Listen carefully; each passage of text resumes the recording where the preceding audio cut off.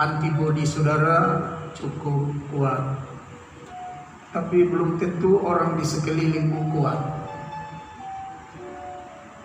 Jangan sampai Anda yang kuat menjadi carrier atau pembawa virus, dan orang lain yang tidak kuat itu terkena. Dan waktu dia terkena, seperti minggu lalu saya bilang, lalu fatal, maka sebenarnya Anda secara diam-diam menjadi seorang pembunuh berdarah dingin. Jadi mari kita belajar taat, santun, sopan, ikutlah peraturan, regulasi, protokol kesehatan. Hari ini Kupang 185 dari infeksi. Jadi minggu lalu 165, berat naik 20. Jadi Bapak Ibu Saudara-saudara, semua kita mengalami hal yang sama, seluruh dunia. Dan saya tahu, saya duduk dan saya renungkan, saya lihat, dan akhirnya saya mengetahui bahwa ini Tuhan izinkan untuk mendapatkan orang-orang di muka bumi yang mau taat atau tidak. Dan saya harap kalau kita sidang jemaat taat. Beberapa hari ini berentetan mobil jenazah antar jam malam, jam pagi, jam siang menuju ke tempat pemakaman. Satu keluarga dalam jemaat ini, familinya datang dari Rote, dikirim dari rumah sakit Rote, datang di Kupang, ternyata meninggal karena virus corona. Saya telepon keluarga itu, jangan merasa bersalah kalau tidak datang gereja, karena keluarga atau om tante yang datang dari Rote itu, kamu punya keluarga, jangan sampai kamu pergi melayat, kamu pergi lihat dia di rumah sakit atau bagaimana, bisa saja kamu terkena. Jadi tahan diri di rumah, isolasi diri, cepat swab dan rapid test. Dan kemarin mereka sudah lakukan itu semua. Situasi yang ada ini betul-betul situasi yang tidak enak buat kita semua. Anda baca di medsos, perusahaan-perusahaan raksasa guling tikar. Banyak perusahaan besar invalid, memecat pekerja-pekerjanya.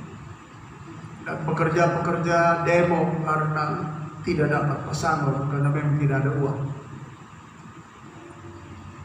Kita bersyukur ya, sulit-sulit apapun kita masih makan, kita masih minum.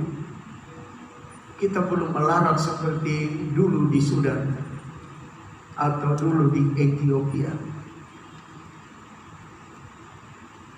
Orang di kampung kalau sulit makanan dia masih bisa angkat muka, lihat ke kebun, masih ada jagung, masih ada ubi, masih ada pepaya, masih ada lain-lain. Kita bersyukur. Karena itu mari kita terus punya kepekaan terhadap firman Allah dan lakukan firman Allah. Anda suami-suami, istri-istri, ibu-ibu, bapak-bapak, pemuda-pemudi, remaja, aktivis gereja. Kita ada dalam ruang gereja ini paling lama 90 menit. Waktunya sangat pendek. Pemberitaan firman Tuhan paling lama itu 40 menit, 45 menit. Ujian penyembahan 19 menit sampai 20 menit. Layaknya Tuhan tidak boleh dapat yang sedikit-sedikit begitu. Tuhan mesti dapat yang paling banyak. Tapi keadaan yang ada mendesak kita menggunakan waktu singkat untuk beribadah. Minggu depan adalah permulaan Minggu Adventus tanggal 29. Dan ini minggu terakhir dari minggu-minggu umum.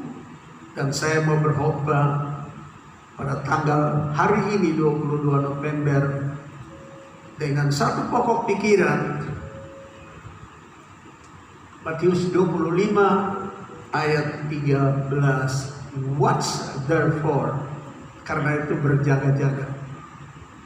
For you know neither the day nor the hour in which the Son of Man comes.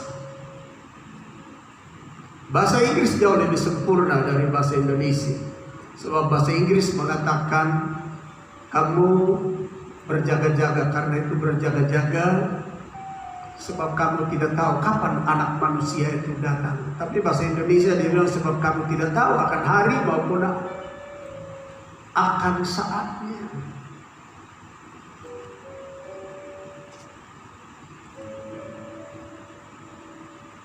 Nah, ada pertanyaan yang besar. Mengapa kita disuruh watch therefore? Karena itu berjaga-jaga. Karena bagian ayat firman Tuhan yang lain mengatakan kita tidak tahu dalam Matius pasal 25 yang nanti sebentar saya baca beberapa ayat.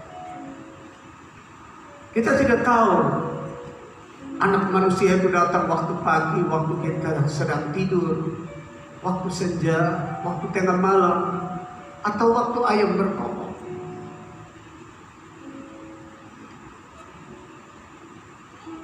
Each of us not know the time and the hour the Son of Man coming.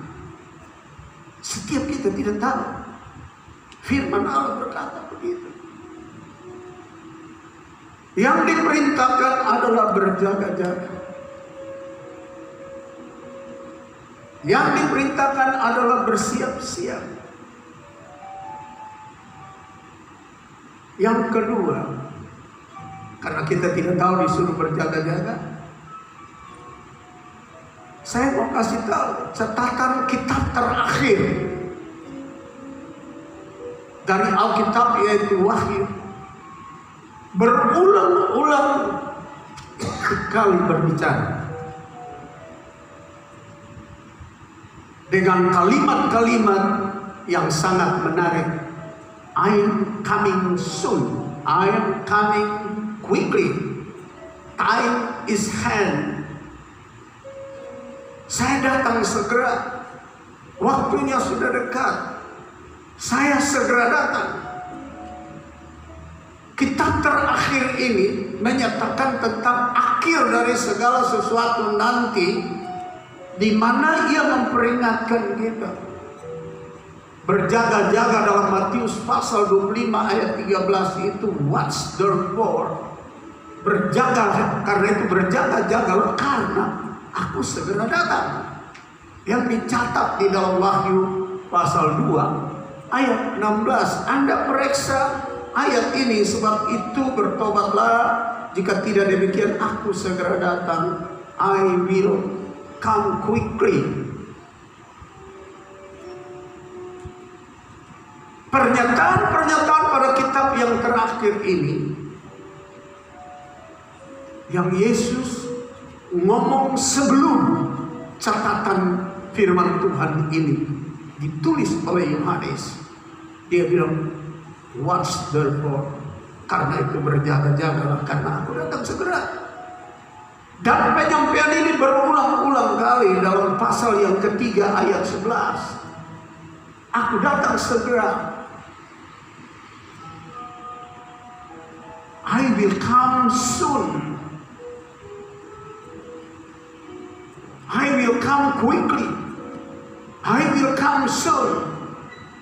Dan dia berkata, peganglah apa yang ada padamu. Hold fast what in your hand. Sudah 2 kali. seruan Tuhan, watch therefore, karena itu berjaga-jagalah, karena buku penutup Injil sangat berulang-ulang kali berkata, aku segera datang. Pasal 22 dari Wahyu ayat yang ke-7, sesungguhnya, behold, is sure, I will come quickly, I will come soon. Sesungguhnya aku datang segera. Sudah 3 kali. Pasal 22 ayat yang ke-12, sesungguhnya aku datang segera. This verse repeated 3 to 4 times. Kata-kata ini, kalimat ini diulangi 3-4 kali sekarang. Behold, I come soon. I come quickly. Aku datang segera. Sudah 4 kali. Yang kelima, ayat yang ke-20 dari Wahyu 22. Ia yang memberikan kesaksian tentang semuanya ini berfirman, yes, ya, I come quickly. Ya, aku datang cepat, aku datang segera. I come soon, I come quickly. Sudah 5 kali. Kenapa pernyataan di kitab Wahyu ini terus menerus? Karena Yesus sudah lebih dahulu mengatakan di dalam Matius pasal yang ke-25 ayat 13, watch therefore, because you not know the day and the hour the Son of Man coming. Sebab Anda tidak tahu hari dan waktu Anak Manusia itu datang. Karena kita tidak tahu, dia hanya menegaskan di kitab terakhir. Dalam catatan Revelation atau Wahyu, dia bilang, aku datang segera. Nah, saudara-saudara yang saya kasih dalam Tuhan Yesus Kristus, saya akan baca buat saudara Matius pasal 25 mulai ayat 1, dan saya mau garis bawahi kapan itu Yesus datang. Dan saya mau garis bawahi ayat yang ke-6 untuk menjadi perenungan kita. Dan kita tahu segera dia datang itu waktunya kapan. Karena banyak pemikir di dalam sekolah teologi, bermacam-macam pemikiran mereka tentang waktu. Mari saya baca. Pada waktu itu, hal kerajaan sorga seumpama 10 gadis yang mengambil pelitanya dan pergi menyongsong mempelai laki-laki. 5 diantaranya bodoh dan 5 bijaksana. Gadis-gadis yang bodoh itu membawa pelitanya, tetapi tidak membawa minyak. Sedangkan gadis-gadis yang bijaksana itu membawa pelitanya dan juga minyak dalam buli-buli mereka. Ayat yang ke-5 dan sampai 7. Tetapi karena mempelai itu lama tidak datang-datang juga, bridegroom late to come, and all of them, 10 of the virgins, sleeping and slumber. Dalam terjemahan bahasa Inggris yang lain berkata mereka ngantuk dan tidur morok. Bahasa Indonesia aja bilang mereka ngantuk lalu tertidur.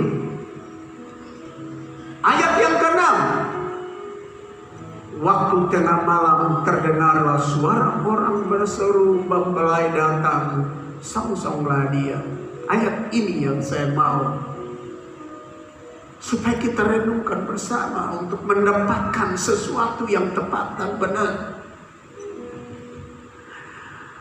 Ayat ini mengatakan bahwa waktu tengah malam, Yesus ngomong ayat tengah malam ini, ayat yang ke-6, bahwa mempelai datang pada waktu mereka tidur, waktu mereka ada di tengah malam. Saya ingatkan Bapak Ibu, ini bukan menyangkut paut jam, ini bukan menyangkut paut waktu, tetapi ini menyangkut paut situasi. Sebab bagian ayat yang lain mengatakan bahwa kita tidak tahu waktu ayam berkokok, waktu tengah malam, waktu pagi, waktu fajar, waktu matahari terbenam, atau waktu kita tidur. Kita tidak tahu anak manusia itu datang kapan. Jadi kalau Yesus bicara dalam perumpamaan ini, bahwa ketika mereka tidur lelap tengah malam, lalu ada teriakan yang berseru, bridegroom come, mempelai laki-laki datang. Di tengah malam, orang tidak lihat rupa dan wajah mempelai yang datang, tapi yang mereka dengar voice of the man, then cry out. He says, bridegroom comes. Di tengah malam, orang tidak lihat rupa mempelai itu, tapi orang hanya dengar suara orang berteriak, mempelai datang, pengantin datang. Sebenarnya Yesus ngomong, Yesus katakan perumpamaan ini mau memenuhi, mau menggenapkan words Prophet Joel prophesied about the future, about the second coming. Ini Yesus mau berbicara, memberi keterangan, menggenapi apa yang dinubuatkan oleh Nabi Yoel tentang masa depan, tentang kedatangan Tuhan. Jadi kegelapan yang ada di sini, Yesus mau menyatakan sebuah kebenaran, penggenapan daripada apa yang Yoel nubuatkan. Dan kita coba baca apa yang Yoel katakan kepada kita. Saya harap kita bisa mengikutinya dengan baik. Yoel pasal 2 ayat yang pertama dan yang kedua. Tiuplah sangkakala di Sion dan berteriaklah di gunungku yang kudus. Biarlah gemetar seluruh penduduk negeri, sebab hari Tuhan datang, sebab hari itu sudah dekat. Anda dengar baik-baik ayat yang kedua. Suatu hari gelap gulita dan kelam kabut, suatu hari berawan dan kelam pekat.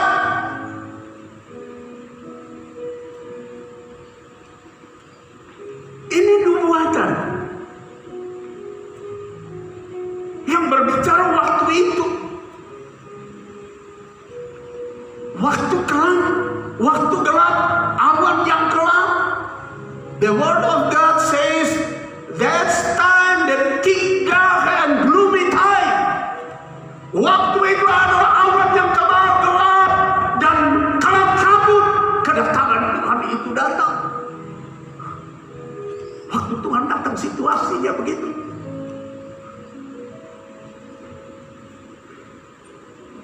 Ayat yang kedua, suatu hari gelap gulita dan kelam kabut, suatu hari berawan dan kelam pekat. Ini bukan bicara tentang malam, ini bukan bicara tentang jam malam, tapi berbicara tentang situasi dunia yang ada di dalam kekelaman dosa yang dahsyat. Di dalam bahasa Inggris disebut thick cloud and thick dark, kegelapan yang sangat gelap. Pada puncaknya itu sang Allah itu datang. Sang Tuhan itu datang. Seperti Matius pasal 25 tadi. Dalam ayat 13. Dan di dalam ayat yang ke-6. Dia berkata pada tengah malam. Jadi bukan soal jamnya. Tapi menggenapkan apa nubuatan Nabi Yoel. Tentang situasi kejahatan, kebobrokan moral, kerusakan yang luar biasa yang digambarkan sebagai malam yang pekat, seperti awan yang gelap, situasi yang hitam, orang tidak bisa lihat satu dengan yang lain dan tidak bisa membedakan mana yang baik, mana yang jahat. Saya mau kasih tahu, ketika puncak kegelapan kejahatan itu sudah sampai kepada sempurnanya, the thick dark and the thick cloud and gloomy, the God of the Lord is come. Di saat dosa memuncak, di saat kegelapan berkuasa, di saat perbuatan keji makin sempurna, Yesus berkata, ayo lihat mempelai datang. Tapi Yesus berkata dalam perumpamaan Matius pasal 25, terdengar orang berteriak, mempelai comes, mempelai datang.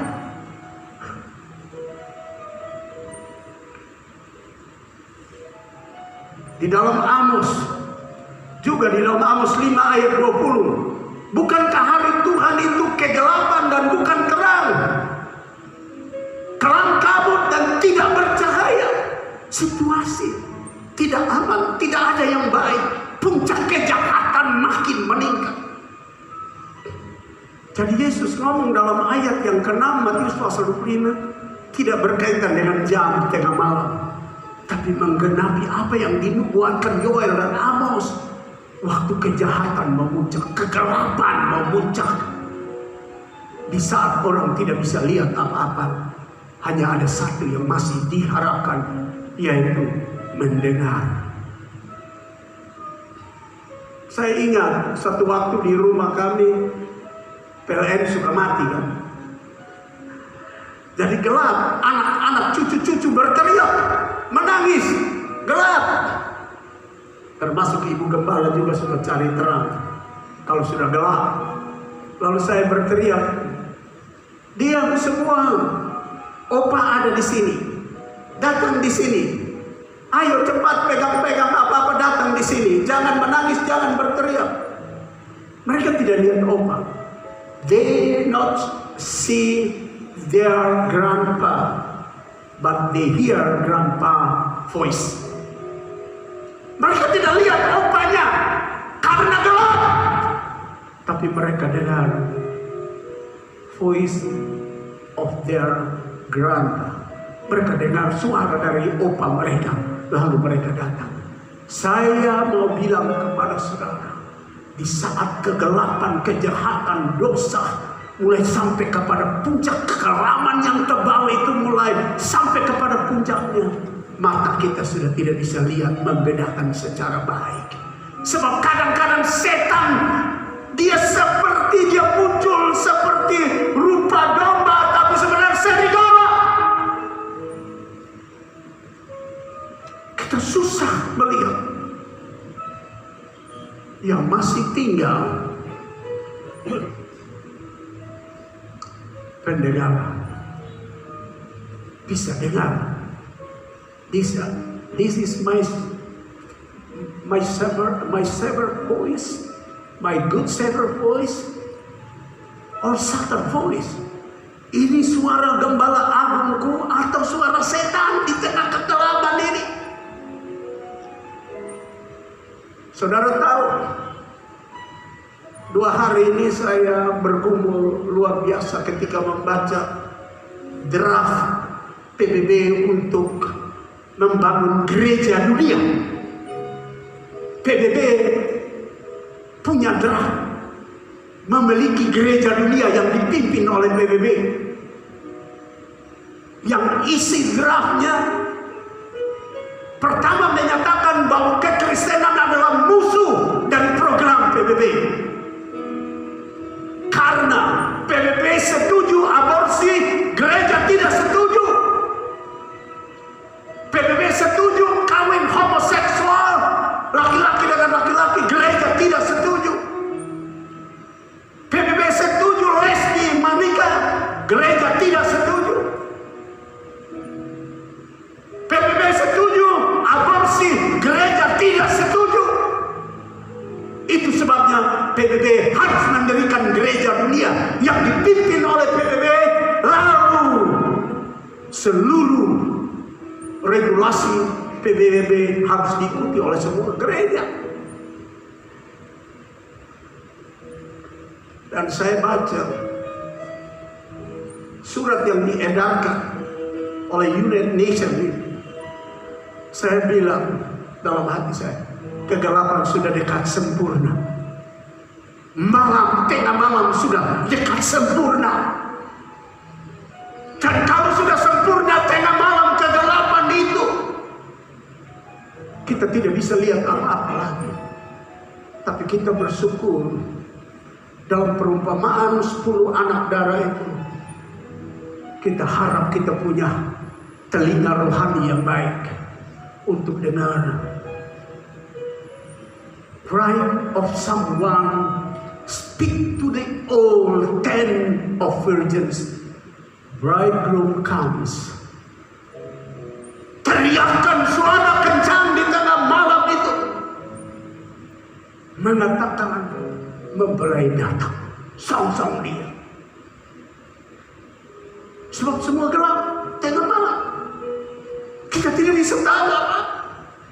Sebab orang sudah anggap biasa, bunuh orang sudah biasa, kumpul kebo sudah biasa, bersinah di tempat umum sudah biasa, ada punya will 23 punya sudah biasa, punya pil 23 sudah jadi biasa, apalagi gerah regulasi daripada PBB itu realisasi mungkin bulan depan atau kapan kita tidak tahu. Kegelapan sudah mau dekat kepada jam 12 malam, jam 1 malam, sudah dekat kepada jam 2 malam. We very close with the midnight where the very dark, deep dark. Kita sudah dekat kepada tengah malam yang kegelapannya sangat tebal. Mata sudah tidak bisa lihat. Tapi Tuhan bilang dengar suaranya. Karena itu saya ajak saudara, latih telingamu dengar firman Allah. Latih telingamu untuk dengar sabda Allah. Latih telingamu untuk dengar firman yang hidup. Supaya jatuh biasa tahu suara ini suara Allah dan bukan suara setan. Siapa saja yang memberitakan firman Tuhan. Tahu saudara cari profesor untuk khotbah buat saudara. S2, S3, teologi, doktor teologi untuk berkhotbah, buta huruf pun kalau dia berkhotbah dia bicara firman Tuhan, pasang telinga, perbiasakan, pertajam telinga untuk dengar suara Tuhan. Karena tiba saatnya kelam malam itu saudara tidak lihat siapa-siapa, bahkan mungkin Tuhan pun engkau tidak lihat karena semua sudah samar-samar. Tuhan masih izinkan telinga hati ini bisa dengar.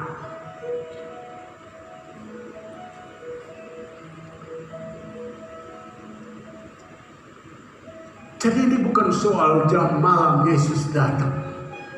Tuhan datang, mempelai datang. Tapi soal situasi dunia ini.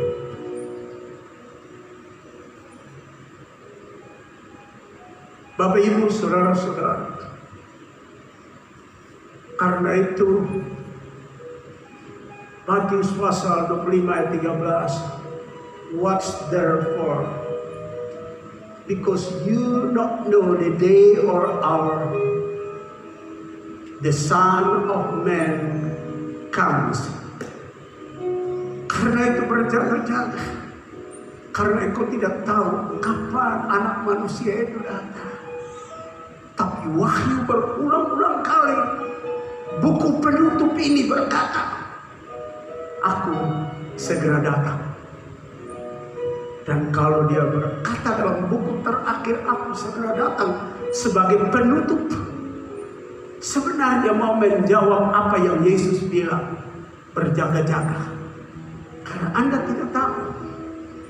Ada orang suka bilang jam malam Yesus datang. Ada orang bilang jam pagi. Tidak. Ayat ini bicara tentang situasi kekelaman dosa memuncak. Our Savior will come and take up all of us going to heaven. Sang Juru Selamat kita datang di tengah keadaan itu dan akan membawa kita yang punya telinga mendengar dengan baik dan melakukannya, akan berangkat. Nah, Bapak Ibu Saudara-saudara yang saya kasihi dalam Tuhan Yesus Kristus,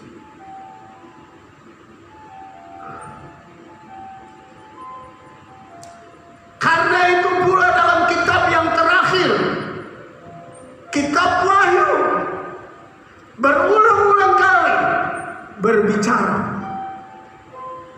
who has an ear, many times. The Revelation speak about who has an ear. Barang siapa yang memiliki telinga, please hear the word of God, the word of the Spirit of the Lord. Ulang-ulang saya baca ya, supaya kita lihat kenapa ada istimewa itu. Kita mulai dengan Wahyu pasal yang kedua ayat 7. Siapa bertelinga, hendaklah ia mendengarkan apa yang dikatakan Roh. Who has an ear, he must hear what the Spirit speak to the churches. Yang bertelinga, siapa yang bertelinga, hendaklah ia mendengar suara Roh kepada jemaat, kepada congregation, kepada churches, kepada anggota jemaat. Di dalam ayat yang ke-11 sama bunyinya, who has an ear, he must hear what the Spirit speak to churches. Sama. Mengapa ini diulang-ulang dan tidak ditutup dalam kitab Wahyu, kitab yang terakhir berkata, who has an eye, please look what happened in your present. Ayat dalam kitab Wahyu penutupnya tidak pernah berkata siapa yang punya mata, lihat apa yang terjadi di hadapannya. Tapi berulang-ulang siapa yang punya telinga. Karena waktu kedatangan Tuhan semua sudah serba gelap. Mata sudah tidak bisa lihat. Masih ada satu yang Tuhan harapkan daripada kita. Telinga hati. Telinga bisa dengar. Maka itu kita penutup Injil Wahyu berulang-ulang kali berbicara siapa yang punya telinga. Ayat yang ke-17 diulangi lagi, siapa bertelinga, who has an ear, he must hear what the Spirit speak to the churches. Ulang-ulang. Dia tidak bilang barang siapa yang punya mata perhatikan apa yang terjadi waktu kedatangan Tuhan. Tidak. Tapi ulang-ulang. Siapa yang punya telinga.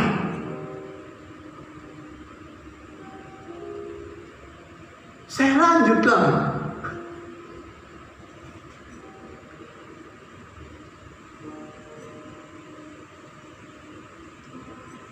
Saudara baca sendiri. Siapa bertelinga hendaklah ia mendengar apa yang dikatakan Roh kepada jemaat-jemaat. Siapa bertelinga hendaklah ia mendengar apa yang dikatakan Roh kepada jemaat-jemaat. Siapa bertelinga hendaklah ia mendengar apa yang dikatakan Roh kepada jemaat-jemaat. Siapa bertelinga hendaklah ia mendengar apa yang dikatakan Roh kepada jemaat. Ulang-ulang. The Revelation repeated about who has an ear. Hear what the Spirit speak to the churches, speak to congregation, speak to the members. Ulang-ulang diulangi, tidak ada catatan terakhir. Siapa yang punya mata, perhatikan apa yang terjadi. Karena apa? Dia datang di tengah malam gelap gulita, kita susah mengenal, memahami. Tetapi ada satu suara telinga hati tahu, he is coming. Mengetahui, mendengar suaranya, bahwa dia pasti datang. Karena itu pasang telinga baik-baik firman Allah. Belajar untuk asah pendengaran ini. Belajar untuk mempertajam pendengaran ini. Pendengaran hati nurani, pendengaran telinga jasmani ini. Berbiasakan dengar suara Tuhan. Ada orang yang kalau dengar firman Tuhan, dia lebih sibuk dengan HP-nya, lebih sibuk membalas SMS, lebih sibuk dengan menerima sambungan telepon, WhatsApp, dan lain-lain. Anda tidak melatih telinga saudara dengan firman Tuhan. Apalagi kalau itu orang kampung datang khotbah di sini, pasti Anda anggap remeh. Saya berulang-ulang kali berkata kepada kita, siapapun juga yang memberitakan firman Tuhan, kita harus dengar. Saya takut satu waktu Tuhan pakai keledai seperti keledai bicara kepada Bileam. Lalu saudara bilang, dia sudah sekolah, tamat sekolah teologi mah. Oh, keledai kapan tamat sekolah teologi? Tapi kalau Bileam tidak dengar, malaikat sudah bunuh dia di jalan. Tapi waktu dia dengar, keledai berbicara, baru dia punya mata, hati mengerti. Dia melihat malaikat sedang tunggu dengan pedang untuk bunuh dia.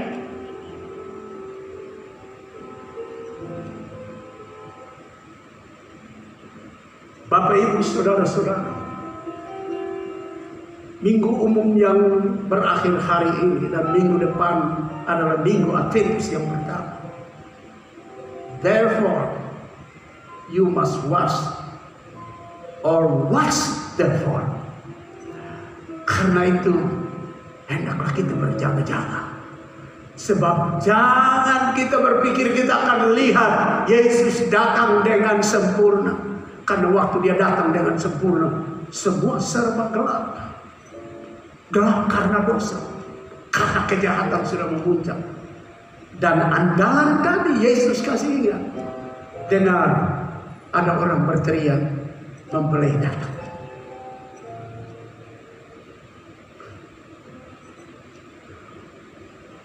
Ayat 13, pasal 13 ayat 9. Who has an ear, he must hear. Siapa yang punya telinga, ia harus mendengar. Harus, mesti mendengar.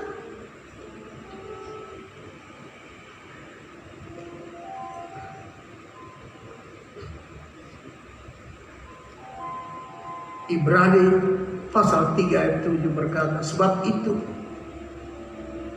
seperti yang dikatakan Roh Kudus pada hari ini, jika kamu mendengar suaranya, today when you hear his voice,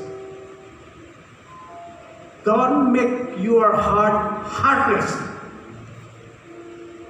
Karena itu, kalau engkau dengar suaranya, jangan bikin hatimu keras dan penuh.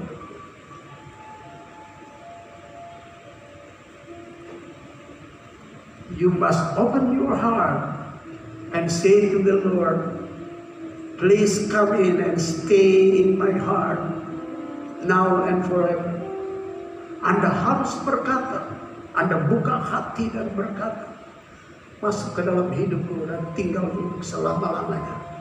Sebab we know, because we know that God give to us ability to know his voice when he come in second coming. Sebab waktu dia ada di dalam kita, dia memberikan kepada kita kemampuan untuk tahu dan mendengar ini suaranya, dan kita akan bangkit menyambut Dia, dan hari itu adalah hari kesukaan besar. Haleluya, amin.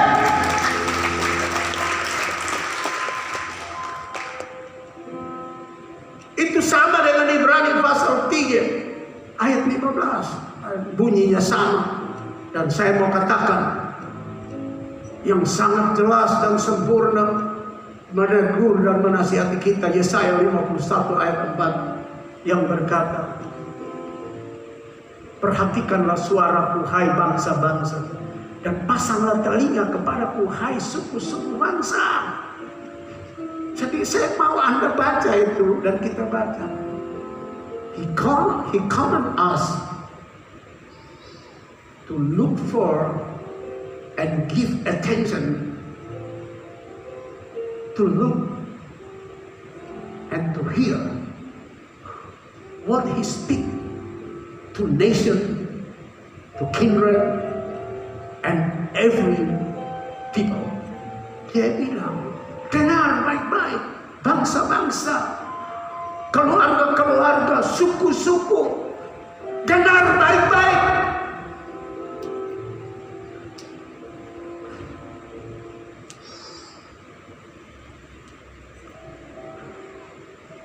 Ayat 5, dalam sekejap mata keselamatan yang daripadaku akan dekat, kelepasan yang kuberikan akan tiba, dan dengan tangan kekuasaanku aku akan memerintah bangsa-bangsa. Kepada pula pulau-pulau menanti-nanti perbuatan tanganku mereka harapkan. Ini bicara tentang kedatangannya. Dia mulai dengan dengar baik-baik suara. Ada pertanyaan, orang yang bisa dengar baik-baik itu kelompok orang semacam apa?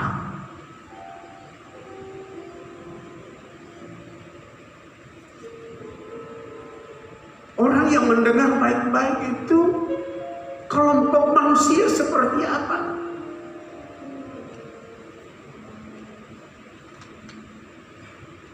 Mari kita baca apa yang ada dalam Yohanes 10 ayat 27.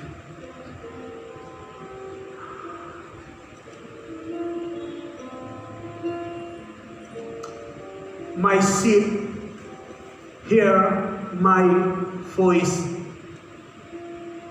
and I know them that follow me,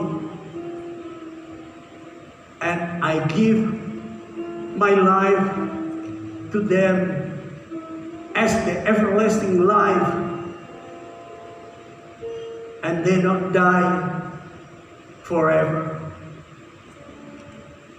And no man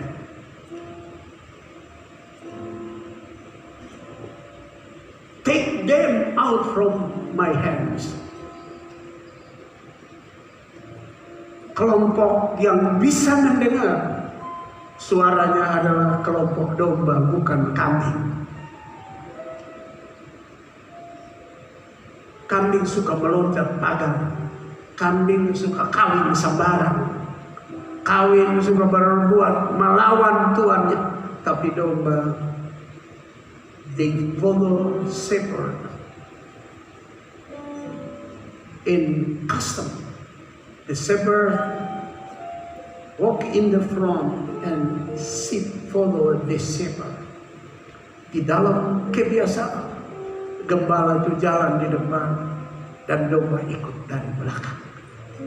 Jadilah kelompok domba, jangan kambing, karena firman Allah berkata, waktu dia datang, kambing dihalaukan, domba masuk kandang. He is the one hear the word of God and follow God forever. Karena kelompok domba peka mendengar suara Tuhan dan mengikuti Tuhan, gembala agung itu untuk selama-lamanya.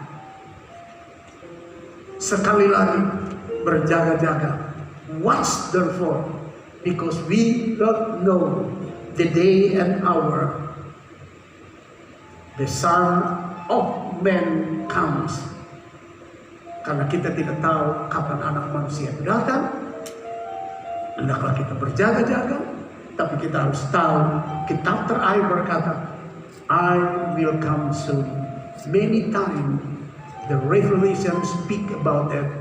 Berulang-ulang kali kitab Wahyu berbicara tentang aku datang segera. Dan juga berulang-ulang kali di dalam kitab Wahyu itu berkata, siapa yang punya telinga. Dan tidak pernah berbicara dengan sangat berulang kali siapa punya mata, tapi siapa punya telinga. Stand up please. Mari silahkan bangkit berdiri.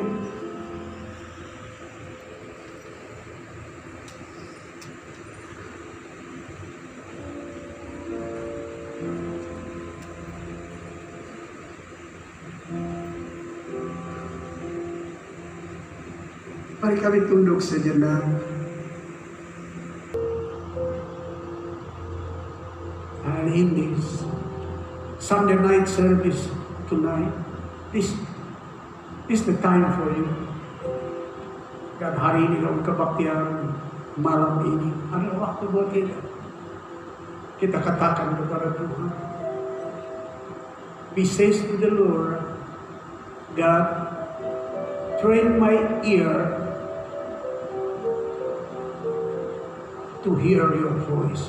Latih telinga untuk dengar suara. Sebab dunia makin gelap dengan dosa. Kita tidak bisa lihat baik lagi. Tapi kita masih punya telinga hati untuk dengar. Tunduk sejenak. Dan kita mau katakan sesuatu kepada Tuhan.